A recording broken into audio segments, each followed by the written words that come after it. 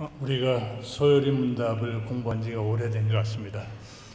지난번에 우리가 살펴본 것이 소요리 문답 11문 섭리에 대해서 우리가 생각해 보았습니다. 오늘은 12문으로 돌아가서 이 행위 언약에 대해서 같이 생각하면서 이 말씀을 통해서 우리에게 주는 교훈들을 함께 생각해 보고자 합니다.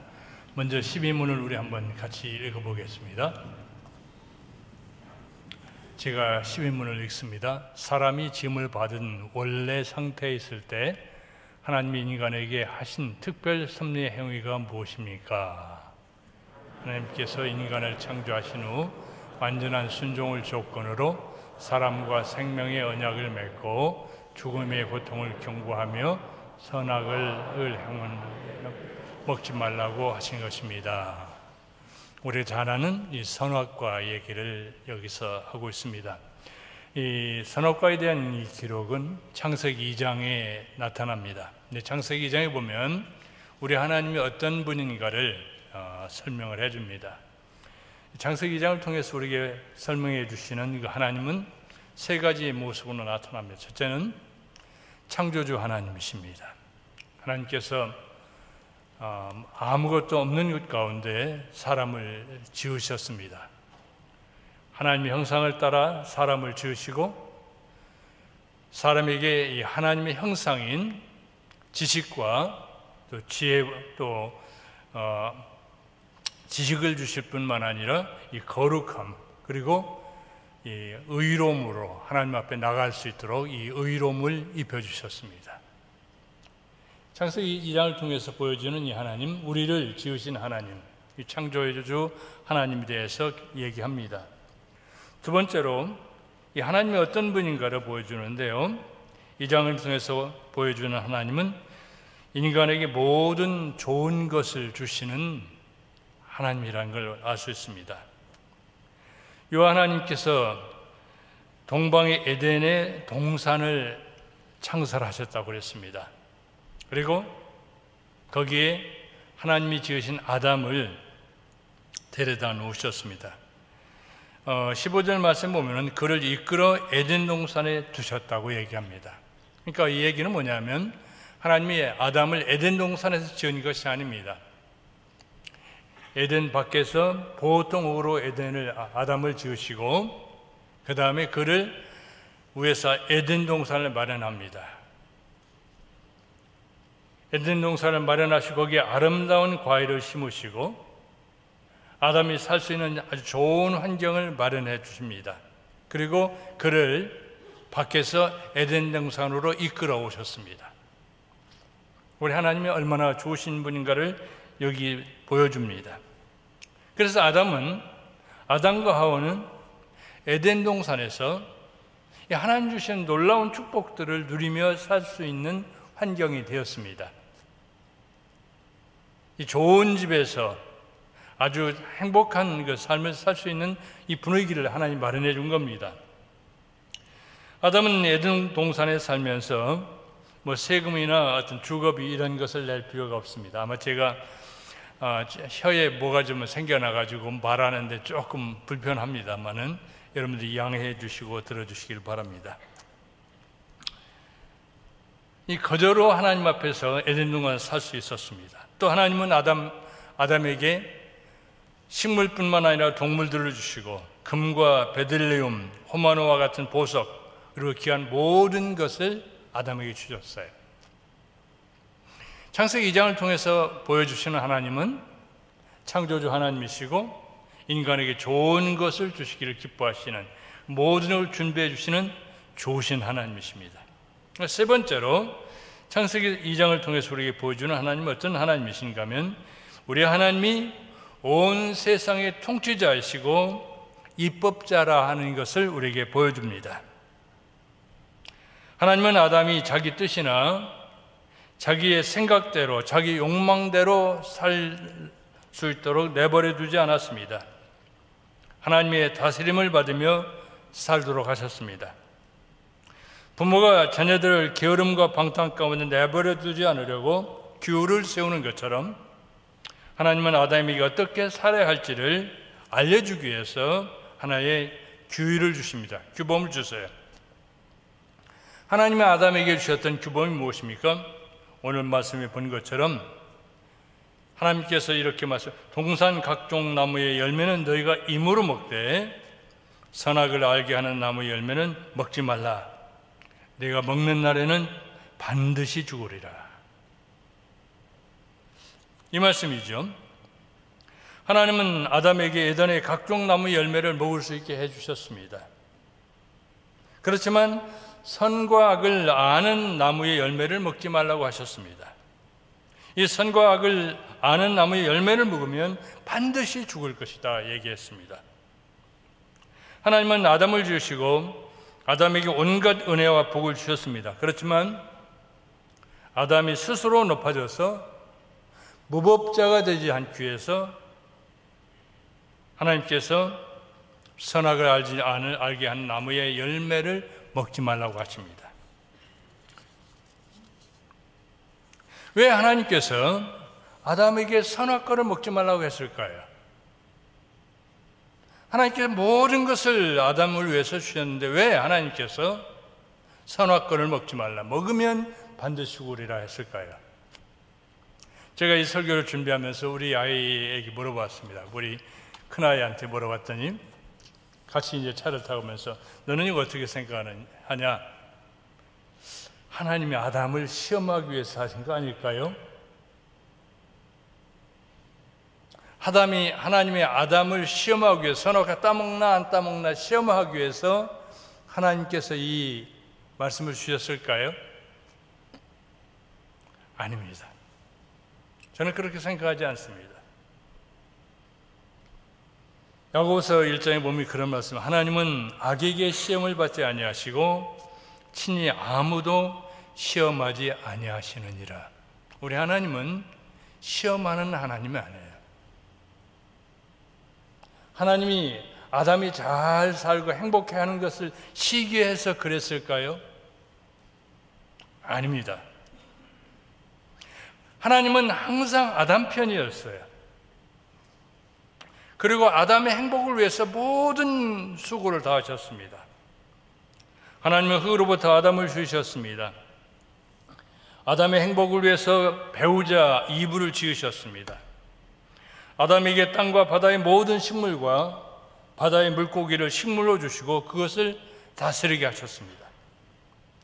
아담에게 복을 주시면서 생육하고 번성하고 땅에 충만하라, 땅을 정복하라, 천하의 모든 생물을 다스리라는 이러한 놀라운 복을 주셨어요. 모든 것을 아낌없이 아담에게 주셨습니다. 그 모든 걸 주신 그 하나님께서 아담이 잘 되는 것을 시기했을까요? 그럴 수가 없습니다.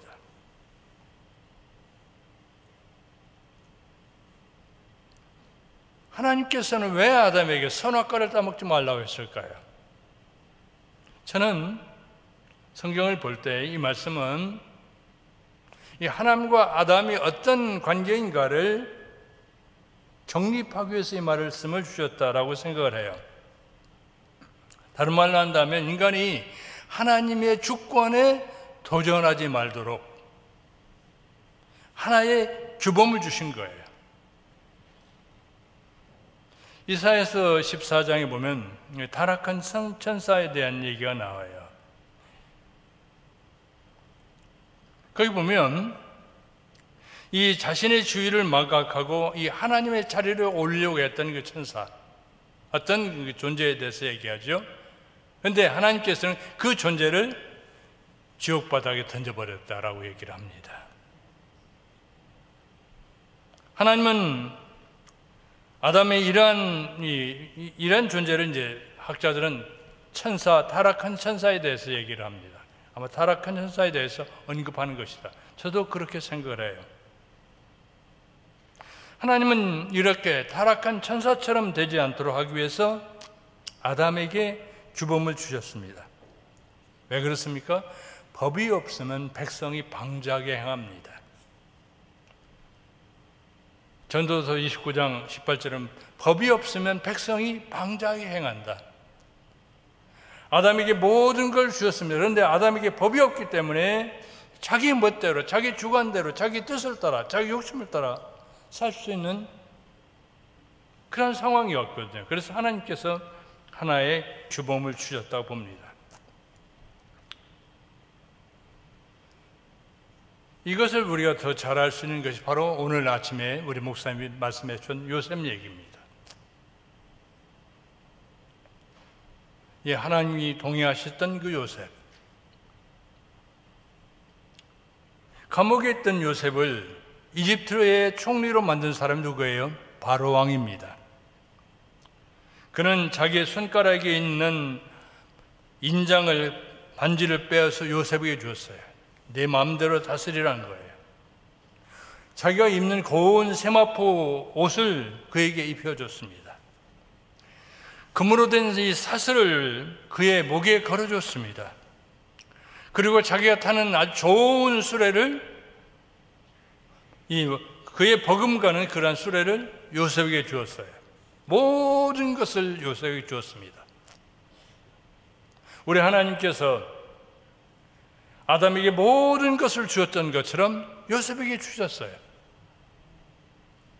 그런데 이 모든 걸 주면서 바로 왕은 요셉에게 이 말을 해요. 우리 성경을 같이 한번 볼까요?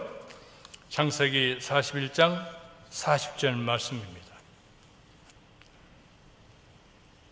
바로가 요셉에게 모든 말을 주면서 이런 얘기를 해요. 너는 내 집을 다스리라. 내 백성이 내 명령에 복종하리니, 여기서 보세요. 내가 너보다 높은 것은 내 왕자뿐이다. 무슨 얘기입니까? 모든 걸 다 주었다는 거예요. 그러나 왕자에 도전하지는 말라는 거예요. 내가 내게 있는 모든 것을 요셉 내게 줬지만, 그러나 왕권에 도전하지 말라는 거예요. 왕권에 도전하면 끝이라는 거죠. 하나님께서 동산에 있는 모든 과일을 내 마음대로 먹어도 좋다. 그러나 선악을 알게 하는 나무의 열매를 먹지 마라. 먹으면 반드시 죽으리라. 하나님이, 우리 인간이 하나님의 주위에 올라서려고 해서는 절대로 안 된다는 사실을 이 말씀을 통해서 우리에게 교훈해 주고 있다고 저는 믿습니다.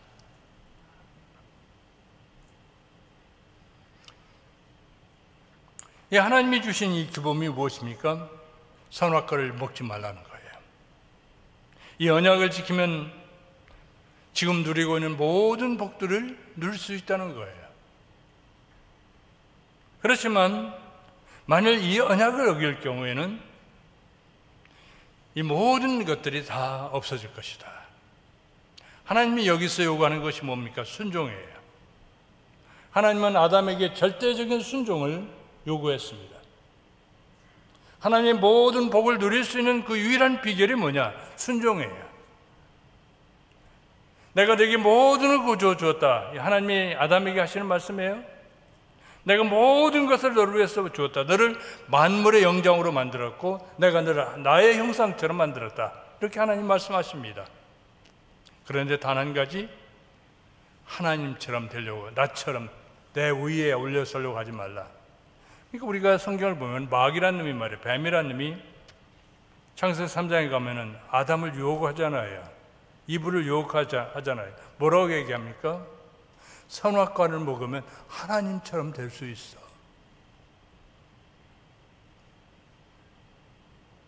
자기에게 주어진 분수가 아니라 그 이상 넘어서 존귀하신 하나님처럼 되려고 하는 이 악한 마음, 그것을 누리기 위해서 하나님이 이 말씀을 주신 거예요. 그래서 하나님께서 우리에게 요구하는 것은 뭐냐면 요거 하나만 지키라. 순종을 요구합니다. 이런 그 말씀을 바로 이렇게 되면, 그러니까 다른 말, 우리가 하나님 말씀을 순종하면 우리의 행동을 통해서 구원을 받을 것이라는 얘기를 합니다. 그래서 이 창세기 2장 15절, 16절, 17절의 말씀을 신학자들은 행위의 언약이라 불러요. 행위를 통해서 구원을 받았어요. 하나님께서 사람과 언약을 맺으셨는데 그 언약의 배경이 뭐냐? 행위를 통해서 순종함으로 언약을 지킬 수 있겠다. 그래서 행위의 언약을 주신 거예요. 자, 그러면 여기서 행위의 언약에 요구하는 순종의 정도가 어떤 겁니까? 하나님께서 요구하는 이 순종의 정도는 완전한 순종을 요구합니다. 완전해야 돼요. 완전하지 아니하면 안 됩니다. 아담이 하나님 말씀 순종해야 되는데 완전해야 됩니다. 하나님이 요구하는 그 율법의 내용과 율법이 요구하는 방식에서 어긋나서는 안 돼요. 제약된 생각 조금이라도 해서는 안 되는 거예요.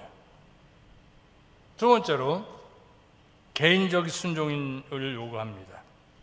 어떤 대리인이 지킬 수 있는 게 아니에요. 어떤 보증인을 세워서 지킬 수 있는 것도 아니에요. 오직 자신이 행해야 됩니다. 세 번째는 뭐냐면 항구적이에요. 이 행위의 언약에서 요구하는 것은 한 번 지키고 나서 되는 것이 아니라 죽을 끝까지 지켜야 돼요. 영원히 지켜야 돼요. 자, 그런데 이것을 거절하면 어떻게 된다고 얘기하면 죽는다고 얘기합니다. 하나님께서 아담에게 요구한 것은 완전한 순종을 요구했습니다. 개인적인 순종을 요구했습니다. 항구적인 순종을 얘기했어요. 그런데 만일 그 가운데라도 하나를 어기면 반드시 죽는다고 얘기합니다. 어떤 죽음을 당한다고 얘기합니까? 이 죽음에도 세 종류의 죽음이 있어요. 일시적인 죽음이 있어요. 영혼이 육체와 분리되는 것, 보통 자연적인 죽음이죠. 이 세상에서 우리는 이 죽음을 가지고 굉장히 슬퍼합니다. 사람이 영혼이 떠나면 아주 하는 것, 이것을 갖다가 일시적인 죽음이라고 얘기하세요. 두 번째 죽음은 영적인 죽음이 있습니다. 영적인 죽음은 죄를 범함으로 말미암아 하나님과에서 분리되는 거예요. 영혼과 육체가 분리가 일시적인 죽음이라고 한다면 영적인 죽음은 하나님으로부터 완전히 떠나 있는 상태를 얘기합니다. 세 번째 또 다른 죽음이 있습니다. 영원한 죽음이 있습니다. 지옥의 고통을 당하는 죽음이 있습니다. 하나님께서는 아담에게 내가 선악과를 따먹으면 반드시 죽을 것이라 하는 얘기가 바로 이 세 가지를 내포하고 있어요. 우리가 율법을 지키다가 하나라도 범하면 모든 것을 범하는 것이 됩니다.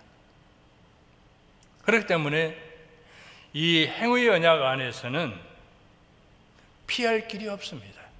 모든 사람들은 죄 가운데 있을 수밖에 없습니다. 자, 이런 언약을 받았을 때 아담은 어떻게 했습니까? 언약을 지켰습니까? 지키지 못했지요. 뱀의 유혹을 받았을 때 그는 선악과를 따먹었습니다. 그 결과 그는 에덴 동산에 추방되었고 벌을 받았습니다. 저주 아래 있게 되었습니다. 땅이 저주를 받았습니다. 평생 수고해야 했고 고통과 눈물이 그 앞에 있게 됐습니다. 이제 그는 흙에서 왔으니 이제 흙으로 돌아가는 신세가 됐습니다. 아담은 죄를 범함으로 말미암아 모든 것을 잃어버렸어요. 그래서 흙에서 와서 흙으로 돌아가는 아주 처량한 상황이 됐죠. 자, 이러한 그 아담의 죽음은 바로 우리들에게 적용이 됩니다. 왜 그렇습니까? 아담은 우리 모든 사람들의 주상이기 때문에요. 아담이 죄를 범함으로 말미암아 우리가 죄인이 된 거예요. 내 부모가 나쁜 죄를 졌다면 그 죄가 나는 그 나쁜 죄인의 아들이에요. 아담은 모든 인류를 대표합니다. 그렇기 때문에 아담의 죄는 우리의 죄가 돼요. 그래서 성경은 아담의 죄가 우리에게 전가되어 왔다는 것을 선언합니다. 우리 성경을 같이 봅니다. 로마서 5장 12절에 보면 이렇게 성경이 선언합니다. 같이 읽어봅니다. 그러므로 한 사람으로 말미암아 죄가 세상에 돌아오고 죄로 말미암아 사망이 들어왔나니 이와 같이 모든 사람이 죄를 지었으므로 사망이 모든 사람에게 이르렀느니라. 한 사람 누굽니까? 아담으로 말미암아 죄가 들어왔습니다. 그 죄로 말미암아 사망이 왔습니다. 그래서 모든 사람이 죄를 지었기 때문에 모든 사람들이 사망 가운데 있게 되었다 하는 것이 로마서의 말씀이에요. 아담의 언약을 깨버림으로 말미암아 모든 인류는 죽게 되었고 저주 아래 있게 되었습니다. 갈라디아 3장 10절은 또 이렇게 얘기를 해줍니다. 같이 보겠습니다.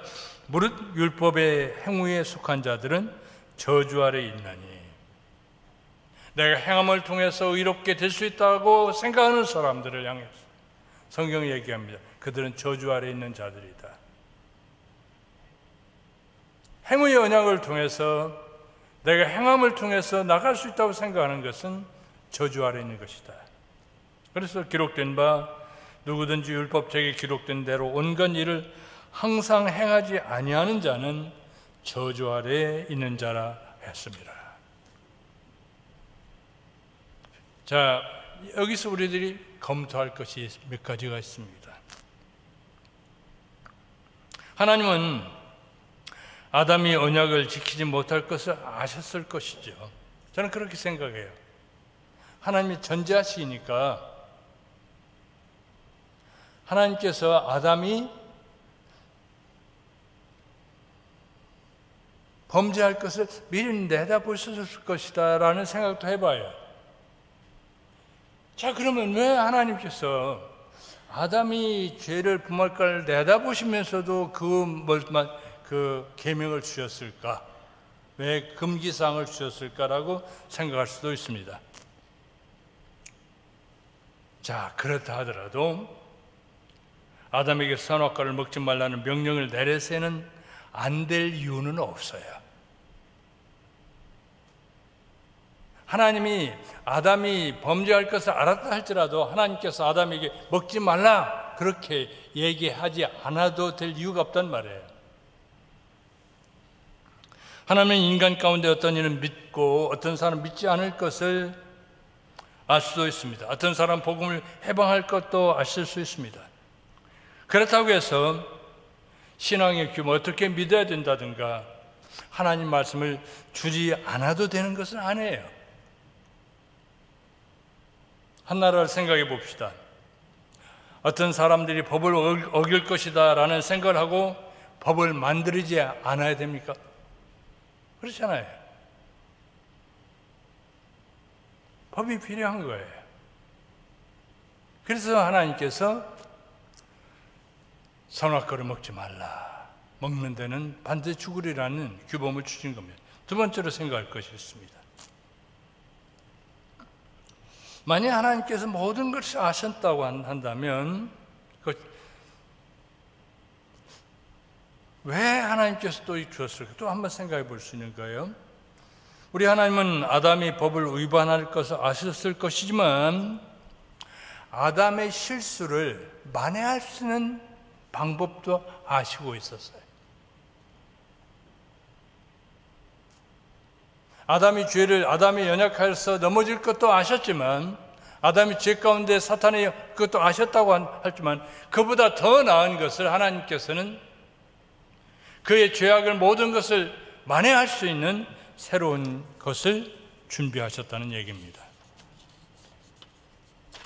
하나님은 첫 번째 아담과의 언약이 깨어졌을 때 두 번째 아담을 통해서 이 언약을 바로 세울 계획을 하신 겁니다. 둘째 아담이신 예수 그리스도를 보내셔서 아담을 더 큰 선으로 바꾸는 그 아담의 모든 악을 더 큰 선으로 바꾸는 그 방법을 찾아내신 겁니다. 아담과 똑같은 사람, 아니 아담보다 더 큰 권위 있는 사람을 보낼 계획을 세우신 겁니다. 아담과 같은 아담을 모델로 해서 그보다 더 나은 사람을 보낼 걸 얘기를 했어요. 그래서 로마서 5장 14절에 보면 아담에 대해서 이렇게 얘기합니다. 한번 봅시다. 그러나 아담으로부터 모세까지 아담의 범죄와 같은 죄를 짓지 아니한 자들까지도 사망이 왕노릇하였으니 누구예요? 아담은 오실 자의 모형이라. 오실 자가 누구십니까? 예수 그리스도예요. 하나님께서는 아담을 대신해서 오실 것을 준비하신 거예요. 이 아담과 오실 예수 그리스도 어떤 차이가 있습니까? 엄청난 차이가 있습니다. 아담은 흙에서 왔습니다. 그러나 앞으로 오실 메시아는 하나님의 아들로 오십니다. 그래서 고린도전서 15장 47절은 이렇게 설명합니다. 첫사람은 땅에서 났으니 흙에 속한 자이거니와 둘째 사람은 하늘에서 나셨느니라. 첫사람 아담은 흙에서 왔습니다. 먼지 같은 존재예요. 그래서 그는 땅에 속한 사람입니다. 그러나 둘째 아담이신 예수 그리스도는 누구냐? 하늘에서 오셨다라고 얘기합니다. 고린도전서 15장 22절은 이렇게 또 얘기합니다. 아담 안에서 모든 사람이 죽은 것 같이 그리스도 안에서 모든 사람이 삶을 얻으리라. 아담은 죽는 자를 위해서 왔습니다. 그러나 예수 그리스도는 살리기 위해서 오셨습니다. 이 행위의 언약을 통해서 우리에게 보여주시는 교훈이 무엇입니까? 우리 결론적으로 몇 가지 생각하면서 오늘 이 말씀을 마치려고 합니다. 이 행위의 언약을 통해서 우리에게 보여주는 것은 이 행위를 통해서 구원을 받을 육체는 이 세상에 없다는 거예요. 우리가 이걸 첫째 교훈을 얻을 수 있어요. 내가 선행을 통해서, 내 적선을 통해서, 내 고행을 통해서 의로워질 수 있다고 생각하는 것은 첫 언약의 저주 아래 있는 것입니다. 내 자유의지를 통해서, 내 인간 공로를 통해서 내가 적선을 많이 해서 구원을 받겠다라고 생각한다면 이게 잘못입니다. 잘못된 생각이에요. 아담은 완전한 사람이었습니다. 그러나 그는 실패했습니다.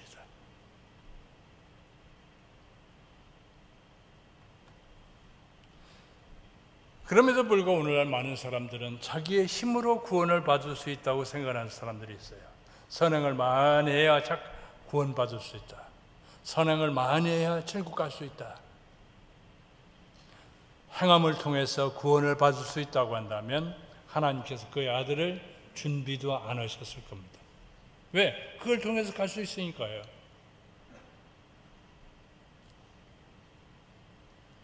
내 공로를 통해서, 내 어떤 선행을 통해서 구원받을 수 있다고 생각하는 것은 우리 자신이 여전히 저주 아래 있다는 것을 우리에게 교훈해 줍니다. 둘째로 생각할 수 있는 게 있습니다.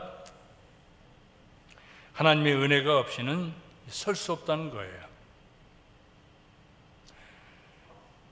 이 하나님과의 그 첫 언약, 행위의 언약을 맺을 때 아담의 상태는 어땠습니까? 죄가 없었어요. 죄가 전혀 없는 상태였습니다. 그런데도 아담은 언약을 지킬 수 없었습니다.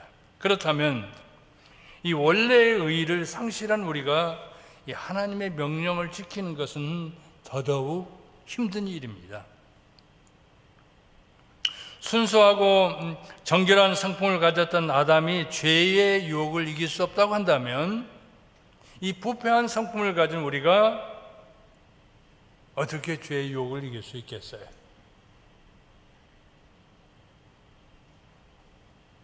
이 하나님께서 우리를 도와주지 아니하면 우리는 아무것도 할 수 없습니다. 성령께서 우리 마음속에 오셔서 우리를 격려하시고 우리를 붙잡아 주시지 않으면 우리는 언제든지 넘어질 수밖에 없는 연약한 존재라는 것을 우리는 알게 돼요. 세 번째로 하나님의 선하심을 또한 알 수 있어요.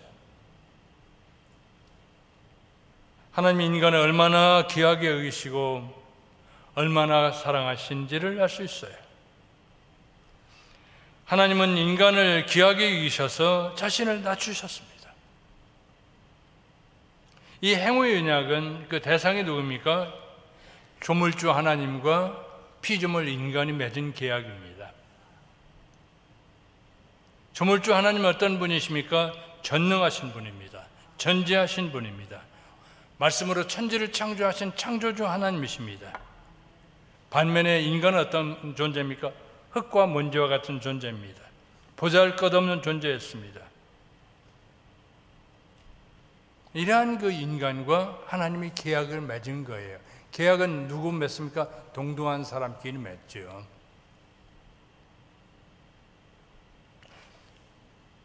내가 만든 시계와 내가 계약을 맺습니까? 그럴 수 없죠. 그렇잖아요. 내가 자동차를 하나 만들어서 그 자동차와 내가 계약을 맺습니까? 그런 일은 있을 수 없습니다. 근데 하나님은 존귀하고 영광스러운 그 하나님이 낮아지셔서 우리 인간을 그의 수준을 끌어올리셔서, 다른 말로 한다면 우리가 계약을 맺은 거예요. 이거 하면 안 된다. 모든 걸 주시면서 이거 하면 안 된다. 아니면 이걸 하면 영생을 주겠다. 거꾸로 얘기해서 그런 계약을 맺으셨습니다. 우리 하나님은 참으로 좋으신 분입니다. 우리 하나님은 우리를 위해서 모든 것을 주시는 하나님이에요. 그래서 사랑하는 아들 예수 그리스도까지도 주시는 그런 하나님이시죠. 네 번째로 우리가 생각할 수 있는 것은 이 성도, 우리 하나님의 자녀들을 구원하기 위한 하나님의 의지가 얼마나 굳건한가를 알 수 있어요. 하나님은 첫사람 아담이 언약을 어겼을 때 은혜로 구원을 받는 방법을 보여주셨어요. 아담이 타락해서 하나님을 떠났을 때 하나님께서는 메시아를 준비하시잖아요. 창세기 3장 15절에 뱀의 후손을 향해서, 뱀을 향해서 여자의 후손이 내 머리를 상하게 할 것이다. 하나님이 준비하시잖아요.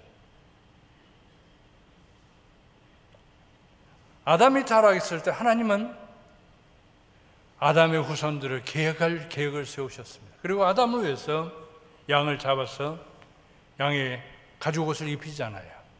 무엇을 상징합니까? 앞으로 메시아가 오셔서 우리를 대신해서 죽을 것을 보여주는 거 아니에요. 그런데요, 천사가 타락했을 때 하나님 그런 계약을 맺지 않았습니다. 천사가 타락했을 때 하나님께서 그와 다시 계약을 맺은 적이 없어요. 천사가 하나님을 대적했을 때 그를 하나님 버렸습니다. 그래서 버린 거죠. 생각도 안 했어요. 그러나 우리는 다시 은혜 계약을 제시하고 은혜 계약을 우리와 맺기를 원하신 겁니다.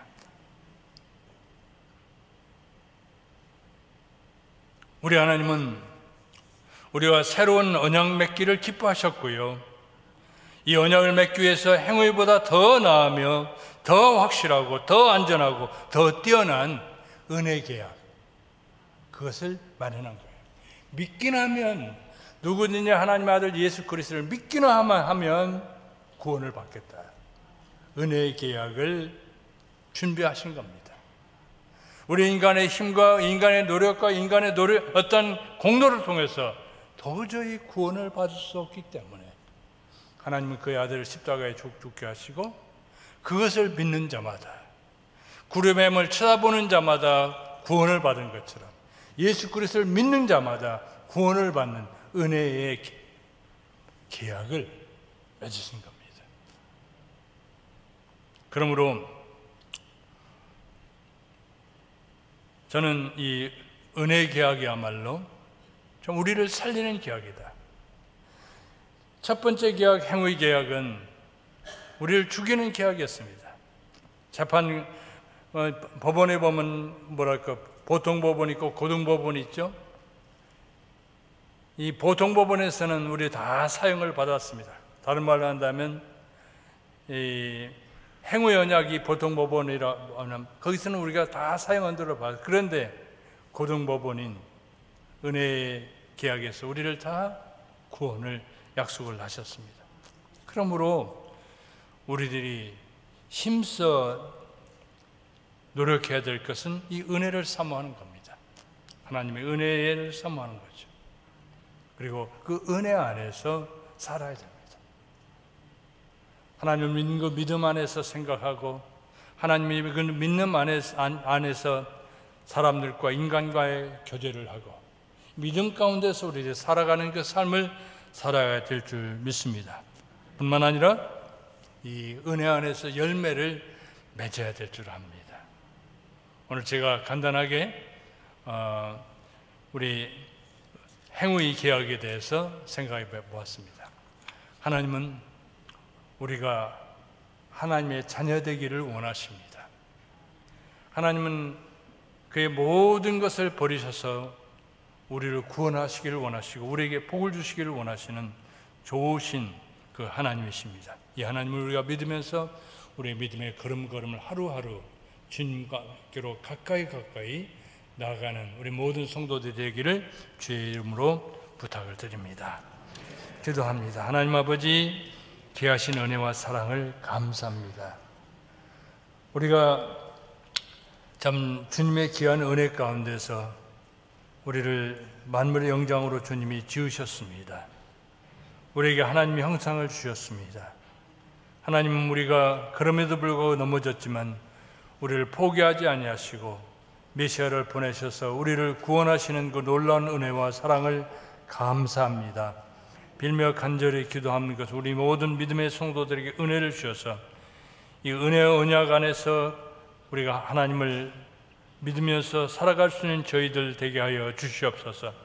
믿음으로 구원을 받는 이 은혜의 계약 안에서 우리가 하나님과의 관계를 유지하면서 하나님 앞에 살아가는 우리 모든 성도들 되게 하시되 날마다 은혜 안에서 은혜를 사모하고 은혜 안에서 생활하면서 은혜의 열매들을 맺는 저희들 될 수 있도록 복을 주옵소서. 예수님의 귀하신 이름으로 간절히 비옵나이다. 아멘.